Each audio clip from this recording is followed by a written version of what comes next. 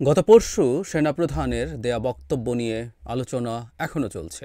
In fact আমি গতকালও দুটো টিভি টক শোতে গেছি, এর মধ্যে এই আলোচনা এসছে। আমরা অনেকেই পার্সোনালি কথা বলছি, আমাকে পার্সোনালি কেউ কেউ দেখা হওয়ার পর জিজ্ঞেস করেছেন, কখনো কখনো ফোনে কথা হয়েছে। সো আসলে উনি অনেকগুলো ইস্যু তুলেছেন যেগুলো নিয়ে একটু বিস্তারিত কথা বলা দরকার।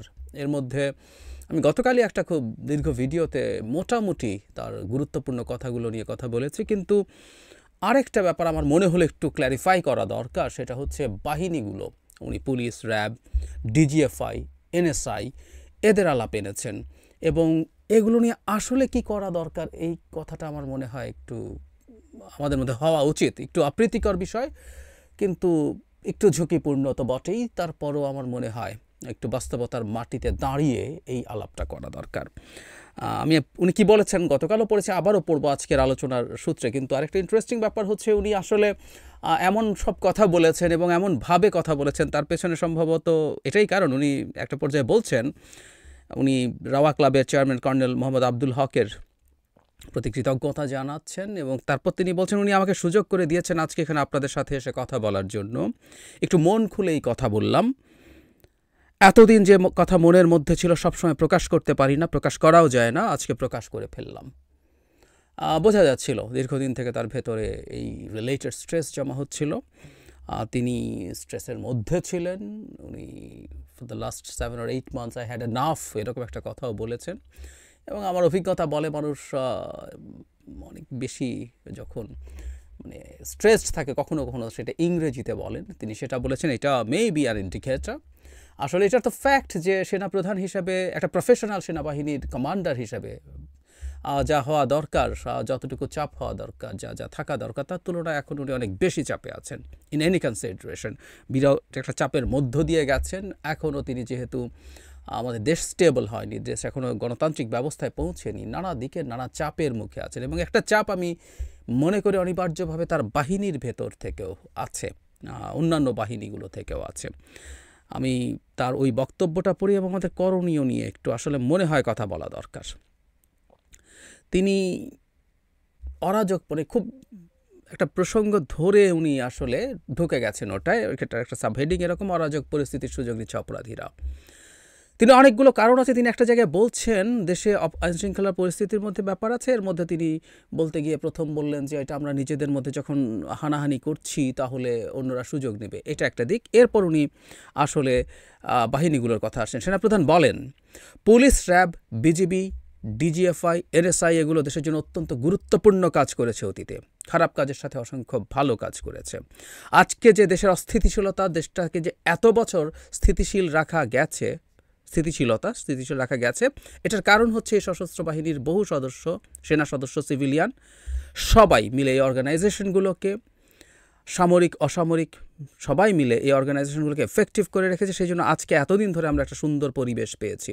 এর মধ্যে যারা কাজ করেছে, যদি অপরাধ করে থাকে সেটা শাস্তি হবে, অবশ্যই শাস্তি হতে হবে, না হলে এই জিনিস আবার ঘটবে। আমরা সেটাকে বন্ধ করতে চাই চিরতরে, কিন্তু তার আগে মনে রাখতে হবে আমরা এমনভাবে কাজটা করব এই সমস্ত অর্গানাইজেশনগুলো যেন আন্ডারমাইন না হয়। তিনি আরও বলেন, আজকে পুলিশ সদস্য কাজ করছে না, একটা বড় কারণ হচ্ছে অনেকের বিরুদ্ধে মামলা আছে, অনেকে জেলে। RAB, BGB, DGFI, NSI panicked. খেয়াল করি, RAB, BGB, DGFI, NSI panicked. বিভিন্ন দোষারোপ, গুম, খুন ইত্যাদি তদন্ত চলছে। অবশ্যই তদন্ত হবে, দোষীদের বিচারের আওতায় আনা হবে। কাজটা এমনভাবে করতে হবে যেন এই অর্গানাইজেশনগুলো আন্ডারমাইন না হয়। এই অর্গানাইজেশনগুলোতে যদি আন্ডারমাইন করে আপনারা মনে করেন যে দেশে শান্তি শৃঙ্খলা বিরাজ করবে, সবাই শান্তিতে থাকবেন, এটা হবে না, সেটা সম্ভব না। আমি আপনাদের পরিষ্কার করে বলে দিচ্ছি। আবারও বলছি, কেউ যদি শোনেন তাহলে দেখবেন উনি অত্যন্ত টাফ ভাষায়, টাফ অ্যাটিটিউডে, টাফ বডি ল্যাঙ্গুয়েজে কথাগুলো বলেছেন। আচ্ছা, আমরা একটা জিনিস খেয়াল করি যে একটা বক্তৃতার মধ্যে উনি এটা কেন বললেন। ওনার এই যে বক্তব্য আছে সেটা তো উনি সরকারকে জানাতে পারতেন। সরকারের সর্বোচ্চ যিনি মানুষ, আমাদের সরকার প্রধান, তার সাথে যোগাযোগ যে কোনো মুহূর্তে তিনি করতে পারেন, দেখা করতে পারেন। বহুবার তিনি তার সাথে বসেছেন, কথা বলেছেন। এটা তো গিয়ে উনি একেবারে সর্বোচ্চ ব্যক্তির কাছে জানাতেই পারেন। স্বরাষ্ট্র বা সংশ্লিষ্ট মন্ত্রণালয় যারা আছেন সেসব উপদেষ্টাকেও জানাতে পারেন, কিন্তু উনি পাবলিকলি বলেছেন। তার মানে আমি এটা ধরে নেব যে সরকারকে হয়তো আগেই জানিয়েছেন, কিন্তু উনি চেয়েছেন জনগণও ব্যাপারটা জানুক, কারণ বিভিন্ন ইস্যুতে জনগণের দিক থেকে নানা রকম চাপ সরকারের উপরে তৈরি হয়। এই চাপটা তিনি কিভাবে দেখছেন তারও একটা রিফ্লেকশন। আমরা খেয়াল করেছি সরকার জনগণের চাওয়া বা চাপ গ্রাহ্য করে এবং অনেক সময় অপ্রয়োজনীয় এবং ভুল চাপও গ্রাহ্য করে।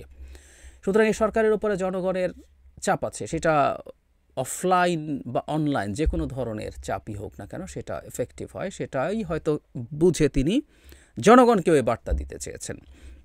এবার তার জায়গাটায় আসি, এটা আসলে রিয়াল একটা সমস্যা বলে আমি মনে করি।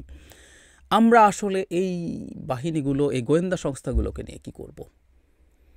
এরা দীর্ঘদিন শেখ হাসিনার সময়ে ভয়ঙ্কর রকম মানবাধিকার লঙ্ঘনের সাথে, মানবতা বিরোধী অপরাধের সাথেও জড়িত ছিল, কোনো সন্দেহ নেই, এটা নিয়ে কোনো কনফিউশনের কিছু নেই, যেটা সেনাপ্রধান তার বক্তব্যেও স্বীকার করেছেন। এটা এর আগে ইনভেস্টিগেটিভ বহু রিপোর্টে, ডয়চে ভেলেতে হয়েছে, আল জাজিরাতে হয়েছে, যেগুলোতে আমরা দেখেছি অর্গানাইজড ক্রাইম, মানে বাংলাদেশ একটা মাফিয়া স্টেটে পরিণত হয়েছিল। সো এর প্রত্যেকটা অঙ্গ অর্গানাইজড ক্রাইম করার জন্য ব্যবহার করেছে তখনকার ক্ষমতাসীন মাফিয়া যে নেক্সাসটা ছিল।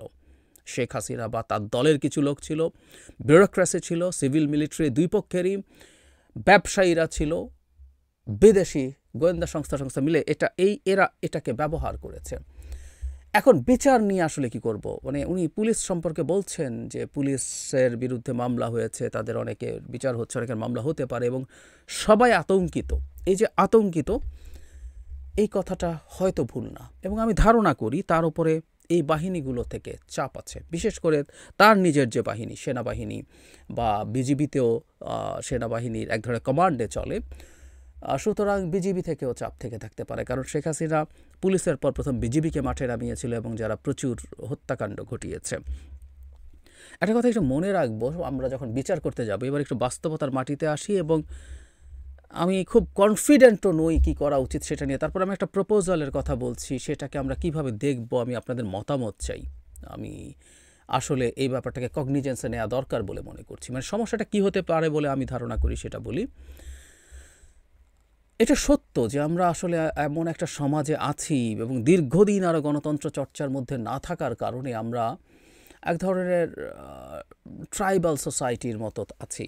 আমাদের মধ্যে ক্ল্যান তৈরি করা, ক্ল্যানের প্রতি আমাদের অন্ধ আনুগত্যের এক ধরনের প্রবণতা তৈরি হয়েছে। ক্ল্যানের বা ট্রাইবাল সোসাইটিগুলোর প্রবলেম কোথায়?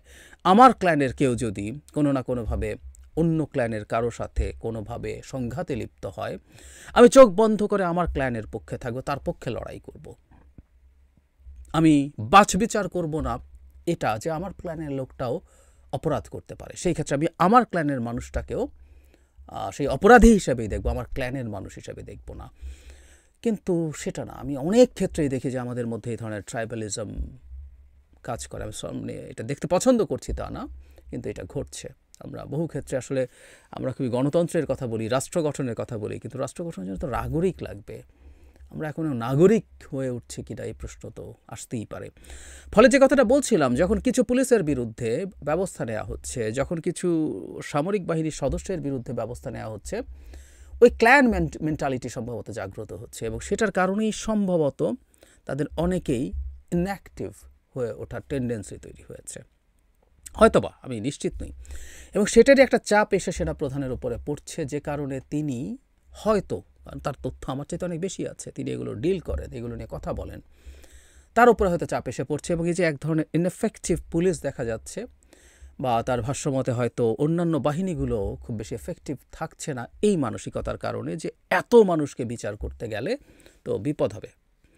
একটা কথা একটু বলে রাখি, যে প্রপোজালটার কথা বলবো তার আগে, সেটা হচ্ছে কোনো নিচু পর্যায়ের পুলিশ সদস্য, সেনা সদস্য কেউই তার যে কোনো মানবাধিকার লঙ্ঘনের, যে কোনো ক্রিমিনাল অফেন্সের দায় তার ঊর্ধ্বতন কর্তৃপক্ষকে দিতে পারে না। এটা আমাদের জানতে হবে প্রথম।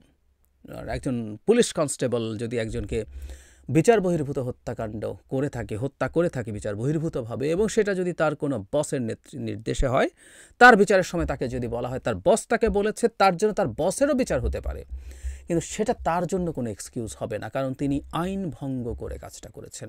আইন ভঙ্গ করে প্রধানমন্ত্রী নির্দেশ দিলেও কোনো কিছু করতে হবে না। সুতরাং এই প্রত্যেকটার দায় আসলে ব্যক্তির শেষ পর্যন্ত, এটা আমরা বলে নিলাম প্রথম। কিন্তু একই সাথে আমরা এটাও বলবো যে বহু ক্ষেত্রেই আসলে তারা এসব নির্দেশের কারণে করেছে। এটা এখন খুবই প্রতিষ্ঠিত যে শেখ হাসিনা নিজে তার স্বরাষ্ট্রমন্ত্রী সহ এরকম একেবারে এই লেভেলের একেবারে উচ্চ পর্যায়ে বাহিনীগুলোর চিফদের প্রত্যক্ষ নির্দেশনায় সমন্বয়ে এই ঘটনাগুলো ঘটেছে, এতে কোনো রকম কোনো সন্দেহ নাই। ফলে আমরা কি পারি যে কিছু মানুষজনকে নিচের পর্যায়ের যারা এই ধরনের অপরাধে জড়িত ছিল তাদের কিছু ছাড় দিতে? শুধু জুলাই আগস্টের কথা না, পুলিশের কথা যদি বলি, ডিজিএফআই এনএসআই এর কথা যদি বলি, সেখানে এন্টায়ার সময়টাতে ভয়ঙ্কর সব অপরাধে বহু মানুষ জড়িত হয়ে পড়েছিলেন। বিশেষ করে পুলিশ তার থানায় সাধারণ মানুষের ওপরে যে পরিমাণ অত্যাচার নিপীড়ন করেছেন, একটা মামলা হলেই সেটা কোনো ঘটনার পরিপ্রেক্ষিতে হোক অথবা গায়েবী মামলা হোক, তার বিরুদ্ধে মানুষকে ওর মধ্যে ইনক্লুড করে করে করে করে একটা মামলা বাণিজ্যটা তৈরি হয়েছে। এত মানুষের বিচার কি করা যাবে, করতে পারবো আমরা, করা ঠিক হবে কিনা এটাও বলছি। আবারও বলছি, প্রত্যেকে এসব ভয়ঙ্কর অপরাধী হলেও আমরা কতটুকু পারবো। যুদ্ধাপরাধের বিচারের ক্ষেত্রে যেটা হয়, আমরা জানি দ্বিতীয় বিশ্বযুদ্ধের পর বিখ্যাত দুটো ট্রায়াল, নুরেমবার্গ ট্রায়াল এবং টোকিও ট্রায়াল। এত বড় বিশ্বযুদ্ধ, এত বিভৎস সব ওয়ার ক্রাইম, নুরেমবার্গ ট্রায়ালে এনলিস্ট করা হয়েছিল, মানে অ্যাকিউজ করা হয়েছিল, মানে পক্ষ করা হয়েছিল, আমি ভুল না করলে 24 জনকে, আর টোকিও ট্রায়ালে এটা 28 জন। তারপরে আমরা খেয়াল করছি যে আসলে সবচেয়ে ভয়ঙ্কর যে মানুষগুলো অপরাধ করেছিল তাদেরই বিচার করার চেষ্টা করা হয়েছিল সেখানে। ওয়াইড স্কেলে করলে মেবি টাফ। আমরা এই বাহিনীগুলো সবগুলোকে অ্যাবলিশ করে দিতে পারি না, কেউ কেউ ওভার এনথুজিয়াস্টিক হয়ে এগুলো করতে বলেন, কিন্তু করা যাবে না, করা সম্ভব না। আমি জানি না এটা করা ঠিক হবে কি না, কিন্তু আমার কাছে মনে হলো সেনাপ্রধানের বক্তব্য দিয়ে যে এটা একটা মেজর প্রবলেম এই মুহূর্তে, এবং উনি আমাদের জনগণের কাছে আসলে কথাগুলো বলছেন, আমরা জনগণ যাতে অন্তত এই চাপটা অনেক বেশি তৈরি না করি। সো এরকম একটা সমাধান হতে পারে কি না, এরকম কিছু বিচার এবং বাকিদের সাথে এক ধরনের রিকনসিলিয়েশন, সেটা করে আমরা আবার আমাদের কর্মকাণ্ডে ফিরে যেতে পারবো কিনা স্বাভাবিকভাবে, সেটা মনে হয় ভেবে দেখা যেতে পারে। সেনাপ্রধানের গতদিনের বক্তব্যে এটাও একটা খুব সিগনিফিক্যান্ট জায়গা ছিল, যেটা আমি বিস্তারিতভাবে আমার আগের ভিডিওতে অ্যাড্রেস করিনি, আজ করলাম। আমি আপনাদের অপিনিয়ন চেয়েছি আমরা এটা করা সম্ভব কিনা। আমি আবারও বলছি, এটা কোনো আইডিয়াল জায়গা না, এর মধ্যেও নেগেটিভ দিক আছে। আমরা এই রকম অপরাধীদেরকে যদি পার পেয়ে যেতে দেই তাহলে তারা ভবিষ্যতেও মনে করতে পারে, হতে পারে, কিন্তু আমরা কতজনের করব? বিশেষ করে পুলিশ বাহিনীর ডিজিএফআই বা এনএসআইতে সেনা সদস্যদের একটা অংশ এসছেন, সংখ্যাটা অনেক হবে না হয়তো, কিন্তু পুলিশ বাহিনী যেভাবে সারা দেশে ছিলেন তাদের মধ্যে সংখ্যাটা খুবই বড়। আমরা কি করব, কি করা উচিত হবে? সবার বিচার করে ফেলবো, সবাইকে চাকরি থেকে সরিয়ে দেব? আমার মনে হয় আপনাদের অপিনিয়নটা একটু জানান।